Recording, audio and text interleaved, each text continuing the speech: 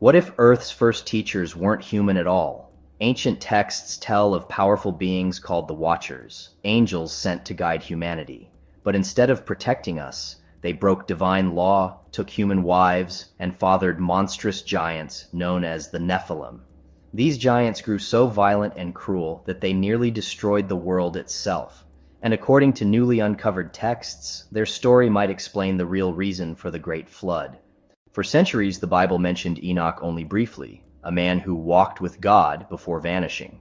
But in 1772, Scottish explorer James Bruce discovered a complete Book of Enoch in Ethiopia. Unlike anything in the modern Bible, it described heaven as a physical place, with rooms, glowing walls, and beings of radiant light. Most shocking of all, it revealed the secret story of the Watchers and their forbidden actions on Earth. Western scholars dismissed the book for years, but fragments of Enoch resurfaced in the Dead Sea Scrolls in 1947, proving it was widely read in ancient times and deliberately suppressed. Enoch says God sent 200 Watchers to Earth to guide humanity. They weren't ghostly spirits. They were described as tall, radiant beings, physical enough to farm, fight, and teach. At first, they shared knowledge, farming, medicine, astronomy, even metallurgy. But the Watchers grew arrogant. They revealed secrets humanity wasn't meant to know: how to forge weapons, how to practice sorcery, how to manipulate nature. Then came the most forbidden act of all. The Watchers desired human women. They took them as wives, and from these unions came the Nephilim, colossal beings described as giants of immense size and cruelty. The Book of Giants, another ancient text found among the Dead Sea Scrolls, claims these creatures consumed everything in sight. Their hunger was so great that they turned to cannibalism, feeding on humans when food ran out. Some scholars connect the Nephilim to myths of titans and giants found worldwide, from the Greek Titans to Native American legends of red-haired cannibal giants.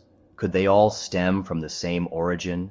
Seeing the corruption, Enoch was taken by an angel named Uriel to witness heaven and then deliver a message: repent or face destruction. The Watchers ignored the warning. The Nephilim continued their violence. Humanity followed their example. The earth was so corrupted that even God, according to the text, could no longer tell who was Nephilim and who was human. Enoch pleaded for mercy, but the judgment was already sealed. The Book of Enoch claims the Great Flood was not just to punish mankind. It was designed to wipe out the Watchers' hybrid offspring, the Nephilim. One man and his family were chosen to survive: Enoch's great-grandson, Noah. His story, which we'll explore in the next episode, became one of the most famous tales in history. But behind the children's story of an ark and two of every animal lies a darker reality, a reset button to erase an entire race of giants. So, were the Watchers fallen angels, alien visitors, or simply myths written to explain humanity's sudden leap in knowledge?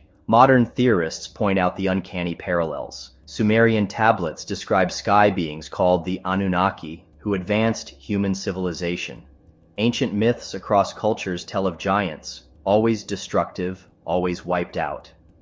Archaeologists still puzzle over megalithic structures worldwide that suggest technology far beyond what early humans should have had. Whether you see them as angels, aliens, or allegories, the Watcher's story forces us to ask: did humanity's first great teachers nearly destroy us? The tale of the Watchers and the Nephilim ends in water, but begins with a question: what knowledge should humans never have been given? In the next episode, we'll explore how Noah's Ark, the Flood, and even the CIA's secret files connect back to this ancient story. This is Uncharted Secrets, where we reveal the truths they don't want you to know.